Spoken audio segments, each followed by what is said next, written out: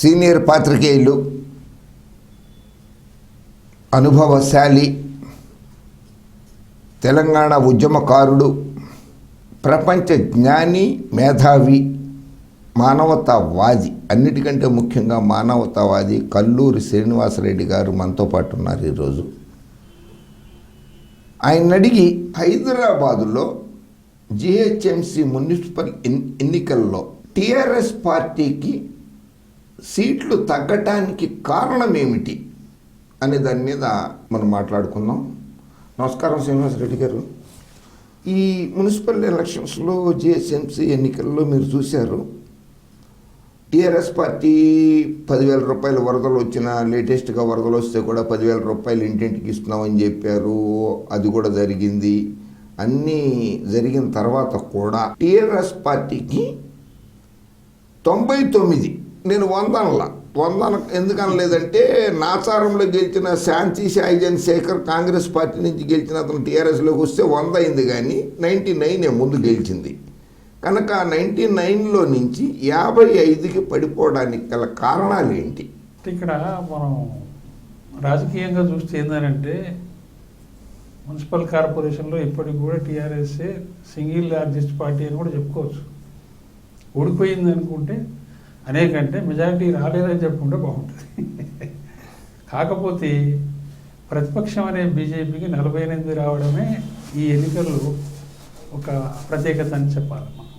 సరే, అట్లా ఎందుకు జరిగింది, దాని నేపథ్యం ఏంది అని చూసినప్పుడు సహజంగానే దుబ్బాక ఎన్నికల తర్వాత నుంచి భారతీయ జనతా పార్టీ దాన్ని ఒక ఊపుగా మున్సిపల్ ఎలక్షన్స్ వరకు కంటిన్యూస్లీ పొలిటికల్గా డామినేషన్ అనేది క్యాంపెయిన్ చేయడం ప్రధానంగా అదొక పాయింట్. అది రెండవది ఏంటంటే మీరు అన్నట్టుగా ఈ వరదలు వచ్చినప్పుడు సహాయాలు కొంత మిస్యూజ్ కావడం, ప్రజలకు అందకపోవడం, 1,00,000 కారణాలు ఉన్నాయి, లేవని కాదు. అయితే ఇక్కడ అది కూడా కొంత మేరకు పనిచేసి ఉంటుంది. వరద సహాయానికి సంబంధించింది కూడా కొంత మేరకు పనిచేసి ఉంటుంది, ఓల్గా కాకున్నా కానీ అంతవరకు పనిచేసి ఉంటుంది. మూడో విషయం ఏంటంటే ఎప్పుడు హైదరాబాద్ ఎన్నికలు ప్రధానంగా మజ్లిస్సు లేదంటే సమ్మదర్స్ మధ్యన ఎప్పుడు రాజకీయ పోటీ జరగలేదు. ఇది మొదటిసారి జరిగిందని నేను అంటే ఆ విషయం జనం దాకా ఫోకస్గా పోవడం అనేది. గతంలో ఏముండేది, మజ్లిస్ పార్టీ కాంగ్రెస్ అధికారంలో ఉంటే కాంగ్రెస్ తోటి ఇంటర్నల్ ఫ్రెండ్షిప్ ఉండేది, టీడీపీ ఉంటే టీడీపీ తోటి ఫ్రెండ్షిప్ ఉండేది. షరామామూలుగా తెలంగాణ వచ్చిన తర్వాత కూడా మజ్లిస్ పార్టీ తోటి కేసీఆర్ గారు కూడా అటువంటి ఫ్రెండ్షిప్ని కొనసాగించని చెప్పాలి. సరే, మరి 2018లో అది మతతత్వ పార్టీ కాదా? అప్పుడు కూడా మాది ఫ్రెండ్లీ పార్టీ అని కేసీఆర్ గారు చెప్పారు కదా.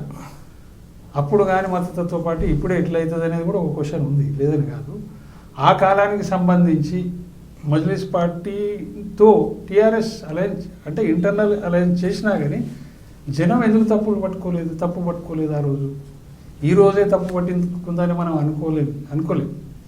ఎందుకంటే ఆ రోజున్న రాజకీయ పరిస్థితులలో కేసీఆర్ నాయకత్వం, తెలంగాణ కొత్తగా రావడం, ఇవన్నిటి పరిణామాల్లో టీఆర్ఎస్నే గెలిపించుకోవాలని 16 ఎన్నికల్లో నగర ప్రజలు డిసైడ్ అయ్యారు.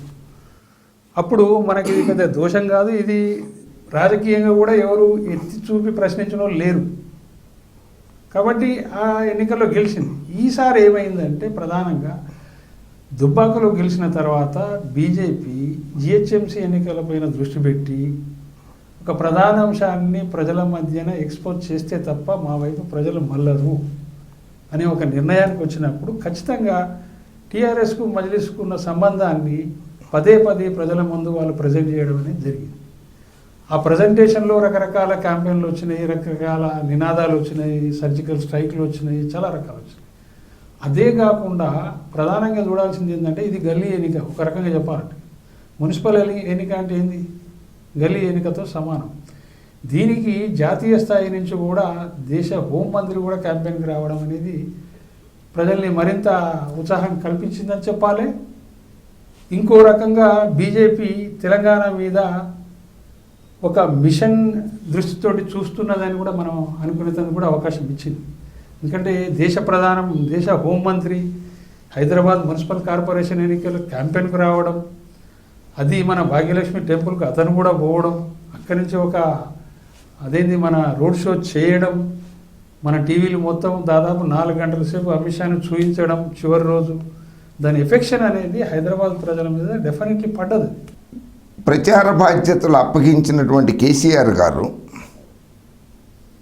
ఆయన ఎల్బీ స్టేడియంలో ఒక మీటింగ్ పెట్టారు. గత జిహెచ్ఎంసీ ఎన్నికల్లో ఆయనంతటా ఆయనే ప్రచార బాధ్యతలు నిర్వహించారు, ఆయనే స్వయంగా కూడా ప్రచారం చేశారు. ఈసారి బాధ్యతలు కేటీఆర్ గారికి అప్పచెప్పారు. మరి కేసీఆర్ గారు ప్రచారం చేయలేదని ప్రజలు వ్యతిరేకించారా?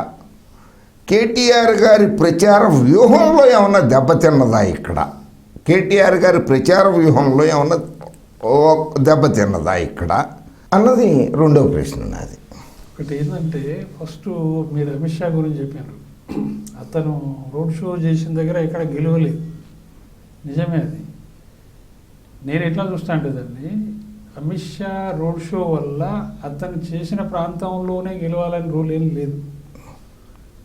అతడు చేసినటువంటి రోడ్ షో ఏదైతే ఉందో, టీవీ కెమెరాలన్నీ ఏదైతే చూపించినాయో 4 hours, సిటీ మొత్తం దాని ఎఫెక్షన్ ఉంటుంది. సీతాఫల్ మండలినే గెలవాలని ఉండదు. అయితే కొన్ని ఈక్వేషన్స్ ఎట్లున్నాయంటే, ఓవరాల్గా జిహెచ్ఎంసీలో జరిగిన ఫలితాలను బట్టి మనం చూస్తే ఏంటంటే, మోస్ట్లీ ఆంధ్ర పీపుల్ ఉన్న దగ్గర మాత్రం టీఆర్ఎస్కు బ్రహ్మరథం పట్టింది. ఆ గెలుపులో కనపడుతుంది. అది కేసీఆర్ ప్రభుత్వం యొక్క క్రెడిబిలిటీ కూడా అనుకోవచ్చు మనం, పెద్దగా తప్పేం కాదు. రెండోది ఏంటంటే, mostly Telangana people, mostly north Indians ఉన్న దగ్గర బీజేపీ ఎక్కువ గెలిచింది. దానికి కారణం ఏంటంటే, ట్రెడిషనల్గా north Indians BJP voters.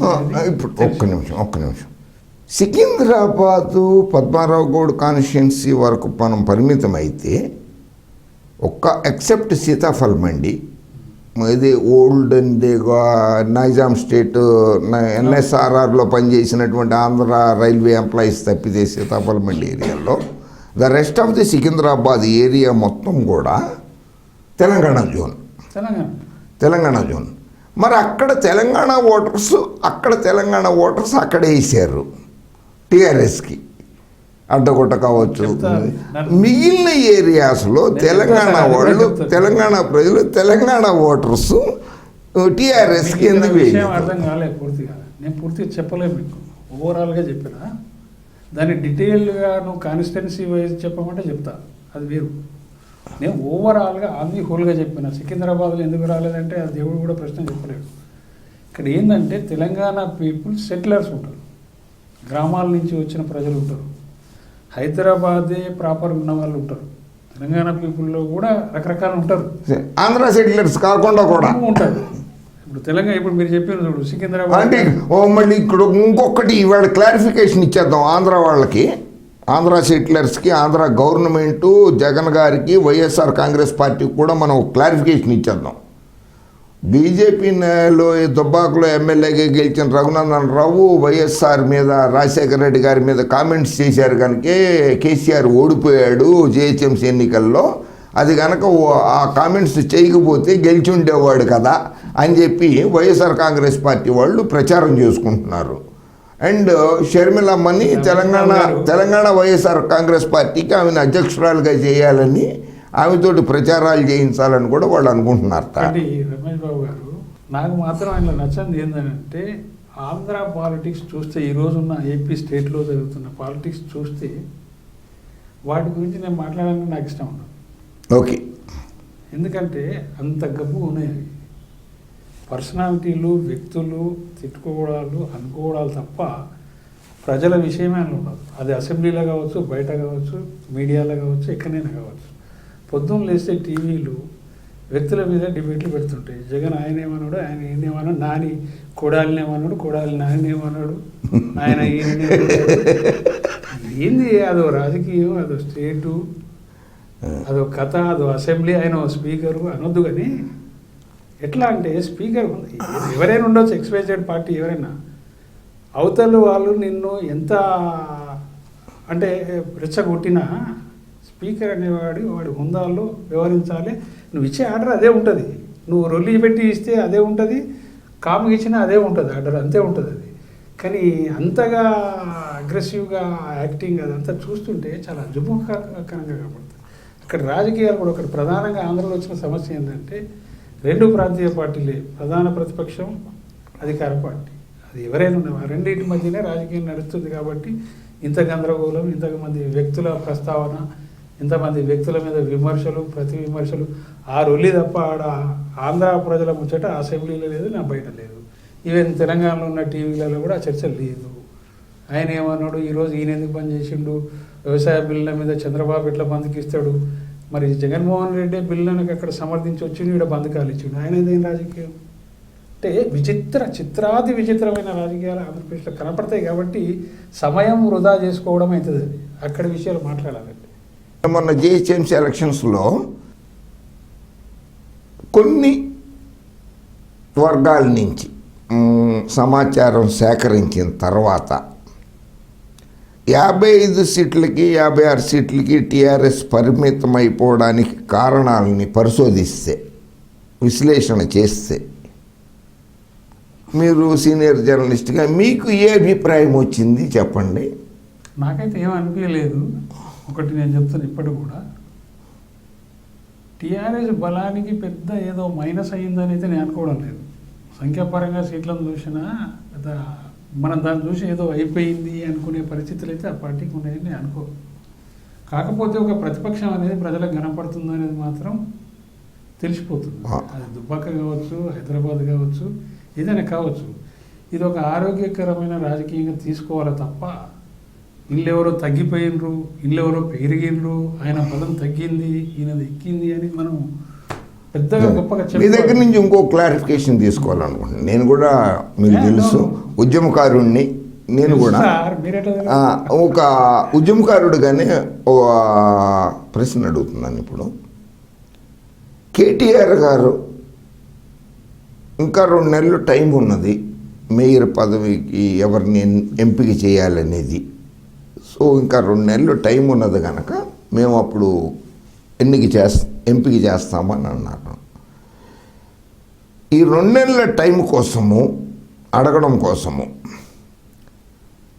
BJP వాళ్ళకి హైదరాబాద్లో వాళ్ళు పోటీ చేసినటువంటి 149 సీట్లకు పోటీ చేశారు. వాళ్ళు 149 సీట్లు పోటీ చేసిన బీజేపీ వాళ్ళలో దాదాపు ఆర్ఎస్ఎస్ బ్యాక్గ్రౌండ్ నుంచి వచ్చిన వాళ్ళు, ఒరిజినల్ బీజేపీ అంటాం మనము యాజ్ ఎ జర్నలిస్టులుగా మనం అంటాం. ఒరిజినల్ బీజేపీగా ఆర్ఎస్ఎస్ బ్యాక్గ్రౌండ్ నుంచి వచ్చిన వాళ్ళు, పోటీ చేసిన వాళ్ళు ఈ గెలిచిన 49 మందిలో కూడా 48 మందిలో కూడా 25 మందే ఉన్నారు.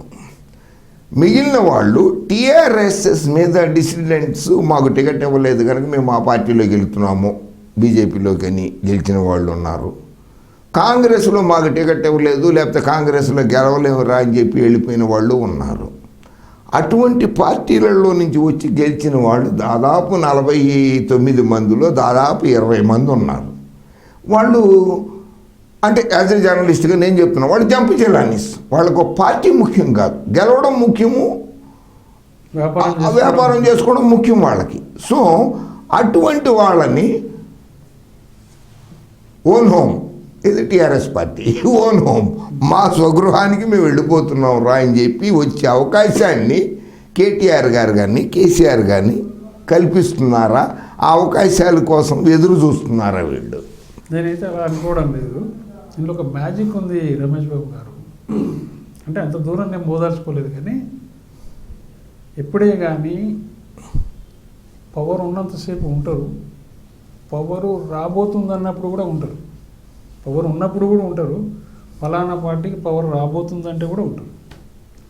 బీజేపీని పవర్ రాబోతుంది అనే పార్టీగానే చూస్తారు, కానీ వాళ్ళు ఇక్కడి వైపు వస్తారని అయితే నేను అనుకోను. ఎందుకంటే ఒక స్ట్రెంత్ అండ్ పొలిటికల్ పార్టీగా తెలంగాణలో బీజేపీ స్థిరపడపోతున్నది అనేది గెలిచిన ప్రతి కార్పొరేటరు, బీజేపీ కార్పొరేటరు తెలుసు.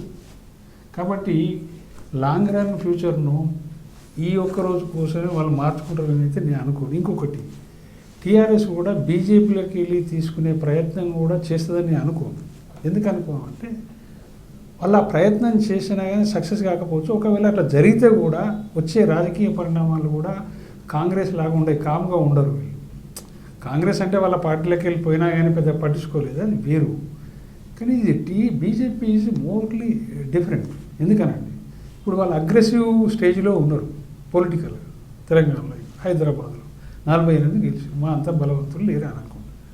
ఇందులో నుంచి ఏ ఒక్కరిని టీఆర్ఎస్ కదిలించినా ఇన్ కేసు అనుకోకుండా రమేష్ బాబు గారు చెప్పినట్టుగానే పోయినా అనుకున్నాం. కాంగ్రెస్ వాళ్ళు కూడా ఉన్నారు కనుక ఎక్స్వైజెడ్ ఎవరైనా ఉండండి సార్, ఫ్లవర్ గుర్తు మీద లోటస్ పేరు మీద గెలిచిండా లేదా అనేది అక్కడ చూస్తాం మనం. అది ఇచ్చిపెట్టండి మీరు. కాంగ్రెస్ ఉందా, ఆర్ఎస్ఎస్ ఉందా, వారి నేపథ్యం పక్కన పెట్టండి. దాన్ని అతను ఏ డివిజన్లో గెలిచిండో అక్కడ పోయి అదే ప్రజలని వాడి మీదకి యుద్ధానికి సిద్ధం చేస్తారు. పొలిటికల్ టాక్టిక్స్ ఉంటాయి కొన్ని. అటువంటి టాక్టిక్ కానీ అట్లా ఫైట్ చేసే సిస్టమ్ కానీ బీజేపీకి తెలుసు. అట్లనే ఎవరు పోయినా ఏదైనా ఒక డివిజన్లో బీజేపీ అతను టీఆర్ఎస్ చేస్తే ఆ డివిజన్లో ఒక మూమెంట్ అనేది వాడికి అగెనెస్ట్గా పబ్లిక్ మీ నిన్నెందుకుంటే నువ్వు అందులోకి ఎట్లా పోయినావు రిజైన్ చేయమని ప్రజల చేతనే వాళ్ళు అనిపించే అవకాశం ఉంటుంది. అదొక పొలిటికల్ మూమెంట్ తీసుకునే అవకాశం కూడా ఉంటుంది. అంత రిస్క్ టీఆర్ఎస్ తీసుకుంటుందని అయితే నేను అనుకోను. థర్డ్, టీఆర్ఎస్ తీసుకోదు ఆ రిస్క్ అక్కడి నుంచి రావడానికి, ఎందుకంటే వాళ్ళు అగ్రెసివ్గా ఉన్నారు కాబట్టి. మూడో పాయింట్, టీఆర్ఎస్ అభ్యర్థి మేయర్ అవకాశాలు 56 సీట్లు ఉన్నా కూడా ఉన్నది అనే నా అభిప్రాయం. ఎట్లా ఉందని అంటే, ఎప్పుడే కానీ మెజారిటీ ఓట్లతోటి మేయర్ ఎన్నుకోబడతాడు తప్ప ఉన్న సీట్లలో సగం 101 రావాల్సిందే అనే రూల్ ఎక్కడ ఉండదు. ఏ రోజైతే సమావేశం అవుతుందో ఆ రోజు మేయర్ ఎన్నిక పెట్టినప్పుడు బీజేపీ అభ్యర్థి మేయర్గా నామినేషన్ వేస్తాడు. టీఆర్ఎస్ అభ్యర్థి నామినేషన్ వేస్తాడు. బీజేపీ నామినేషన్ వేస్తుందని అయితే నేను అనుకోను. ఒకవేళ వేసినా ఇబ్బంది లేదు. మూడోది, మజ్లిస్ కూడా వేస్తుందని నేను అనుకోను. ఒకవేళ వేసినా ఇబ్బంది లేదు. ముగ్గురు మేయర్కు కాంటెస్ట్ చేసిరని కొద్దిసేపటికి అనుకుందాం. ఎవరికి ఓట్లు ఎక్కువ వస్తాయి? టీఆర్ఎస్కి వస్తాయి. అతనే మేయర్ అవుతాడు. లేదు, బీజేపీ కాంటెస్ట్ చేయలేదు, మజ్లిస్ కాంటెస్ట్ చేయొచ్చు. కాంటెస్ట్ చేసినప్పుడు టీఆర్ఎస్ మజ్లిస్కు కాంటెస్ట్ జరిగినప్పుడు బీజేపీ ఎట్లాగో బైకాట్ చేసిపోతుంది. ఓట్లను అయితే పాల్గొదు, ఓటింగ్లోనైతే పాల్గొనదు. అవి రెండో పాల్గొంటాయి కాబట్టి అది టీఆర్ఎస్కి 56 ఓట్లు వస్తాయి, మజ్లిస్కు 44 ఓట్లు వస్తాయి. 56 సార్, ప్రజలు కల్పిస్తే ప్రజలు ఎన్నుకున్న వాళ్ళనే లెక్క పెట్టండి. దాకా ఎందుకు పోదాం, అవసరమే లేదు. సో ఇట్లా మనం టెక్నికల్గా చూసినా చట్టబద్ధంగా చూసినా టీఆర్ఎస్ అభ్యర్థి మేయర్ అవకాశాలు 99% డిప్యూటీ మేయర్ ఎవరు మీరు కానీ ఇంకొకరు కానీ అనుమాన పడుతున్నట్టుగా 2 నెలలు ఉన్నది కదా అప్పుడు చూద్దాంలే అని కేటీఆర్ చేసిన కామెంట్ మీద మీడియాలో వస్తున్న వార్తలు మీరు కాదన్నది, స్పెషల్ ఆఫీసర్ను పెట్టి నడిపే అవకాశం కూడా ఉంది అని అంటుండ్రు. అట్లా నడపాల్సిన అవసరం టీఆర్ఎస్కి ఉందని అయితే నేను అనుకోను. కాకపోతే ఇప్పుడు February 10th వరకు టైం ఉంది కాబట్టి కేటీఆర్ అన్నట్టుగా మేయర్ను చివరి నిమిషంలో డిసిషన్ తీసుకుంటారు. వాళ్ళు తీసుకొని 100% నీకు అనుమానమే లేదు, టీఆర్ఎస్ అభ్యర్థి మేయర్ అవుతాడు. ఇంకొకటి, రాజకీయంగా మజ్లిస్ సపోర్ట్ తీసుకొని మేయర్ కావాల్సిన అవసరం కూడా టీఆర్ఎస్కి లేదు. మజ్లిస్ సపోర్ట్ తోటి టీఆర్ఎస్ అభ్యర్థి మేయర్ అయితే అప్పుడు రాజకీయంగా బీజేపీకి అస్త్రం అందించినట్టు అవుతుందని మనకు అందరికీ తెలుసు. కాబట్టి ఆ జాగ్రత్తను కూడా టీఆర్ఎస్ తీసుకుంటుంది. తన చేతులకు మట్టి అంటకుండా టీఆర్ఎస్ మేయర్కు పోటీ చేస్తుంది, మజ్లిస్ కూడా మేయర్కు పోటీ చేస్తుంది. వీళ్ళిద్దరు పోటీ మధ్యలో మెజారిటీ వచ్చిన టీఆర్ఎస్ అభ్యర్థి మేయర్ అవుతాడు. చేతులకు మట్టి అంటారు, అనుకున్నది సాధ్యమవుతుంది. శరమాములే డిప్యూటీ మేయర్ కూడా మజ్లిస్ కాదు. ఎందుకు చెప్తున్నాను, మీకు ఇంతకుముందుగా చెప్పాను నేను, చేతులకు మట్టి అంటకుండా పని జరిగిపోవాలనేది ఈ సూత్రం అయితే మేయర్ విషయంలో పాటిస్తున్నారో డిప్యూటీ మేయర్ విషయంలో అదే పాటిస్తారు. ఇన్ కేసు మనం అనుకున్నట్టు ఇంటర్నల్గా అండర్స్టాండ్ అయ్యి మజ్లిస్కు డిప్యూటీ మేయర్ ఇచ్చినా కానీ బీజేపీకి అస్త్రం అందుతుంది. కాబట్టి డిప్యూటీ మేయర్ కూడా మజ్లిస్కి ఇచ్చే అవకాశాలు లేవు. టీఆర్ఎస్ అభ్యర్థి డిప్యూటీ మేయర్ కూడా అయితే ఆంధ్ర సెటిలర్స్ ఎక్కడున్నారో ఆ నియోజకవర్గాలలో టీఆర్ఎస్ పార్టీకి ఓట్లు బాగా పడ్డాయి, గెలిచారు అని ఓవరాల్గా మనం చూసుకుంటే కుకుడుపల్లి కావచ్చు, వనస్థలపురం కావచ్చు, జూబ్లీ హిల్స్ కావచ్చు, మన గచ్చిబౌలి, మాదాపూర్, కుత్బల్లాపూర్ ఇవన్నీ కావచ్చు.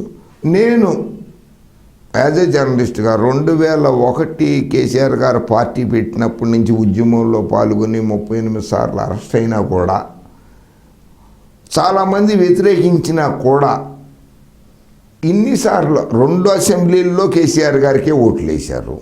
మొట్టమొదట జిహెచ్ఎంసీ ఎలక్షన్ 2014 తప్ప అన్ని ఎన్నికలలో కేసీఆర్ గారికి ఓట్లు వేశారు.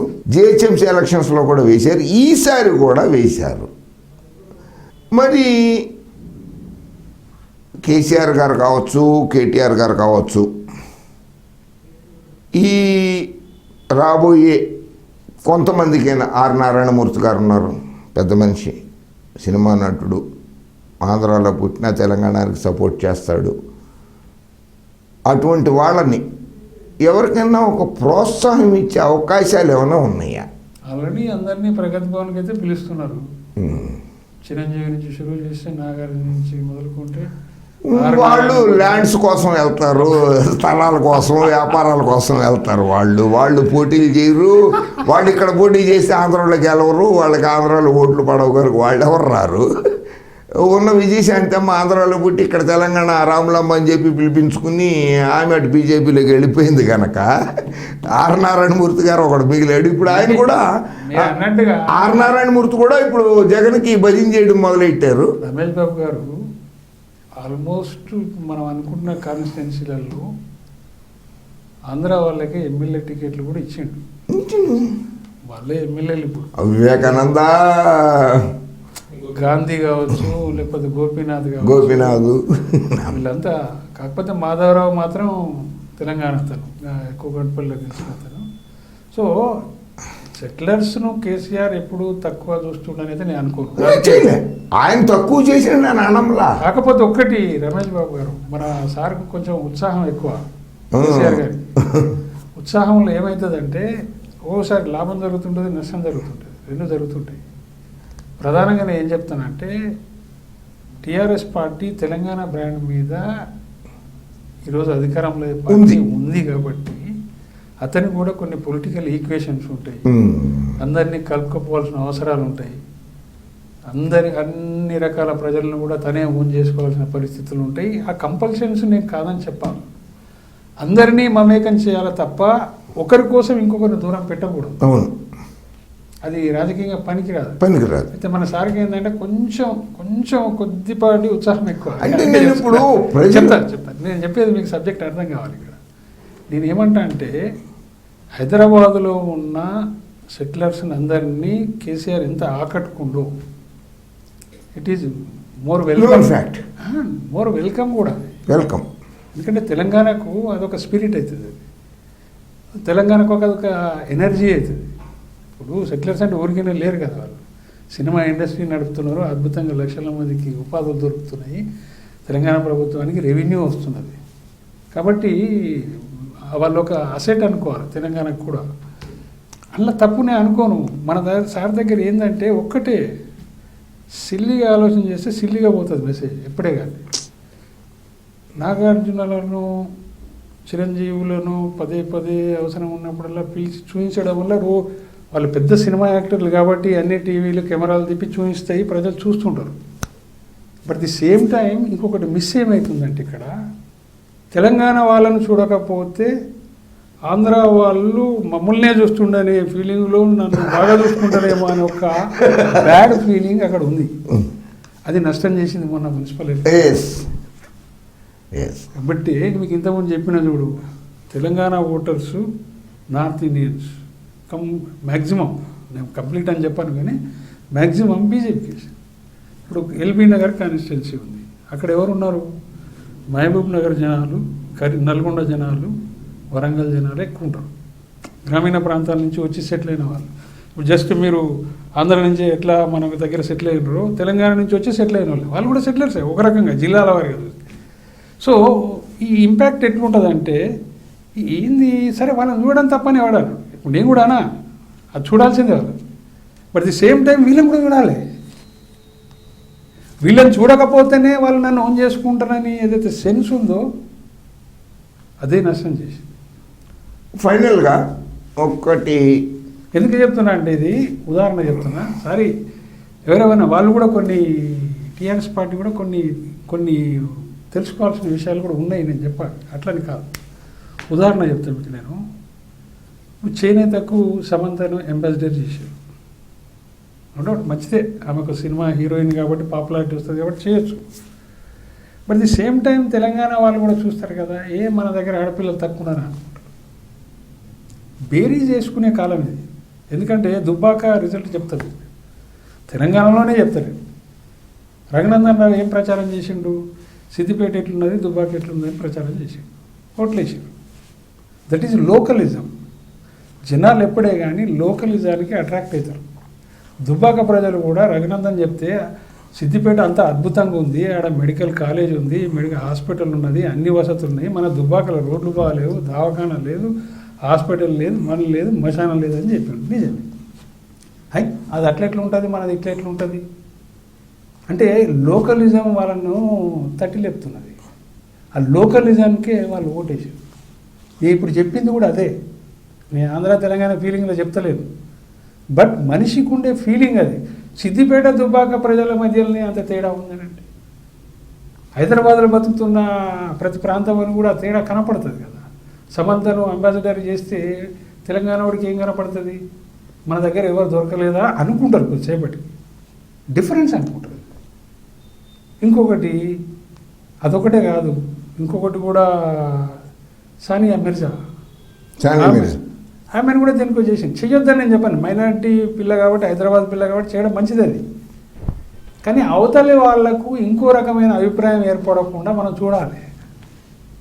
అన్ని డబ్బులు ఆమెకు ఎందుకు ఇవ్వాలి, ఆమెనే కోట్లు సంపాదిస్తుందని కామెంట్ చేసిన ప్రజలు ఉన్నారు.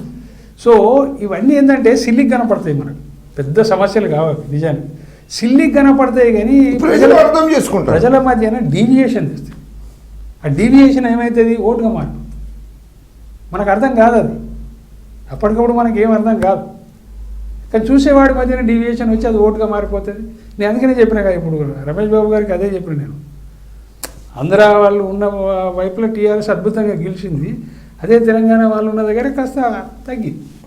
అంటే డిఫరెన్స్ ఎందుకు వచ్చిందంటే జస్ట్ లైక్ ఇట్లా సిల్లీ రీజన్స్ మనకు కనపడవు, మళ్ళీ పెద్దగా ఎక్స్పోజ్ కావాలి కారణాలు. కానీ ప్రజల మానసికంగా వాళ్ళ మీద ఎఫెక్ట్ చూపిస్తాయి, ఎక్కడో ఒక దగ్గర చూపిస్తారు. కాబట్టి టీఆర్ఎస్ పార్టీ కూడా ఇలాంటి విషయాలలో చాలా జాగ్రత్తలు తీసుకోవాలి. మనం అదే పనిగా అత్యుత్సాహంతో ఇంకెవరినో నెత్తి మీద ఎత్తుకొని ఇంకెవరినో దించేసినట్టుగా కనపడితే మాత్రం ఈ డీవియేషన్ పెరుగుతా పోతుంది కానీ తగ్గదు. కాబట్టి ఆ విషయంలో టీఆర్ఎస్ జాగ్రత్తలు తీసుకుంటే ఆ పార్టీకే చాలా మంచిది. ఇప్పటికి కూడా తక్కువ వచ్చింది ఏం లేదు, 56 సీట్లు గెలిచిందంటే ఓన్లీ ఆ సెటిలర్సే గెలిపించినవి ఏం కావు. రమేష్ బాబు గారు చెప్పినట్టుగా తెలంగాణ ప్రజలు కూడా వేసిన ఓట్లు ఉన్నాయి. సికింద్రాబాద్లో 5 సీట్లు, పద్మారావు కాన్స్టిట్యూన్సీ గెలిచినట్టే. కాకపోతే వాళ్ళు ఏంటంటే హైదరాబాద్ వారసులు, తెలంగాణ గ్రామాల నుంచి వచ్చి స్థిరపడ్డ వాళ్ళకి కారాలు. ఇప్పుడు నేను చెప్పిన చూడండి, ఎల్బీ నగర్ ఉంది, తెలంగాణ గ్రామాల నుంచి వచ్చి స్థిరపడ్డ వాళ్ళు. ఉప్పల్ కావచ్చు, Uppal constituency, LB Nagar constituency, ఇలాంటి కాన్స్టిట్యున్సీలన్నీ తెలంగాణ నుంచి వచ్చి హైదరాబాద్లో స్థిరపడ్డారు. అక్కడ రిజల్ట్ లేదు. శ్రీనివాసరెడ్డి ఒక చిన్న విషయం, ఎల్ఆర్ఎస్ కూడా దెబ్బ కొట్టిందేమో అని నా అభిప్రాయం. మేబీ అది కూడా కాదు. ఎల్ఆర్ఎస్ అనేది ఎల్ఆర్ఎస్ అన్ని ప్రాంతాల వరకు వర్తిస్తుంది రమేష్ బాబు.